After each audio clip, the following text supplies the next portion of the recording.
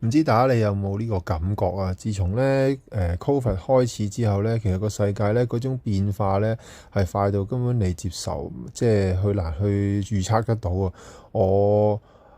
我即係以前咧，真係細個可能真係唔覺咁啊，但係我真係好親身經歷你即係 Covid，跟住然後咧一路好多即係世界嘅一啲動盪嘅事件啊，例如一啲貿易戰又好，一啲叫真係打仗都好，或者嗰啲人嘅一啲流動啊、心態嘅改變咧，都變得好快。呢種變化咧，其實即係啊，仲有 AI 啊，係啊 AI 嘅出現，咁咧所有行業、所有嘅人嘅思維或者所有嘅嘢咧，其實都受制住呢種成日都變嘅狀況咧，搞到大家根本就係可能個應變就係我都冇嘢可以做啦，一係我就躺平，一係咧。我躺平嘅話咧，我就會乜嘢都唔理啦，理唔到啦，因為我都唔會規劃啦，之後嗰啲之後先算啦。我哋即係樂活在當下，開開心心過今天先啦咁樣。呢